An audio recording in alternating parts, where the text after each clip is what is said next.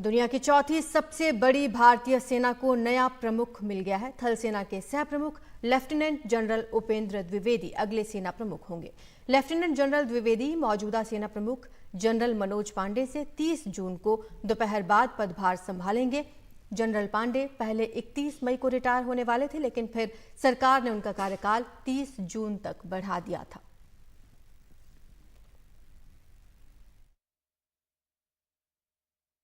थल सेना को मिला नया चीफ। दुनिया की चौथी सबसे बड़ी सेना को नया प्रमुख मिल गया है।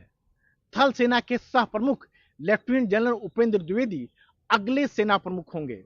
वे भारतीय सेना के 30वें थल सेना प्रमुख होंगे।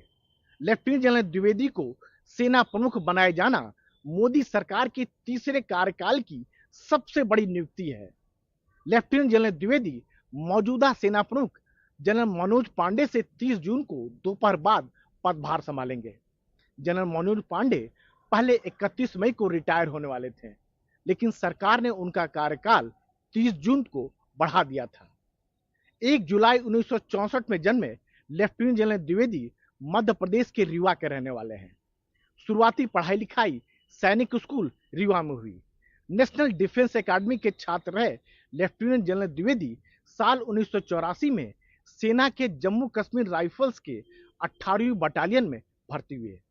अपने करीब 40 साल के कैरियर में वो कई महत्वपूर्ण जिम्मेदारी संभाल चुके हैं।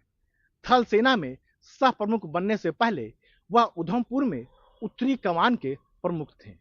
उस दौरान जम्मू कश्मीर की आंतरिक सुरक्षा से लेकर पाकिस्तान से लगी लाइन ऑफ कंट्रोल और पूर्वी लद्दाख में चीन से सटी लाइन ऑफ एक्चुअल कंट्रोल की सुरक्षा की जिम्मेदारी उन पर थी। पूर्वी लद्दाख को लेकर चीन के साथ हुई बातचीत में उनकी अहम भूमिका रही।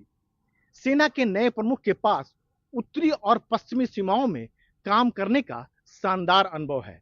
लेफ्टिनेंट जनरल द्विवेदी सेना के आधुनिकीकरण प्रक्रिया में भी शामिल रहे हैं। आत्मनिर्भर भारत के तौर पर सेना में स्वदेशी हथियारों को शामिल कराने में उनकी अहम भूमिका रही है। जनरल द्विवेदी ऐसे समय में सेना प्रमुख बनने जा रहे हैं जब सेना के पास चुनौतियों की कमी नहीं है। बात चाहे चीन से लगी सीमा की हो, या फिर पाकिस्तान से लगी सीमा की, या फिर जम्मू कश्मीर में आंतरिक हालात की।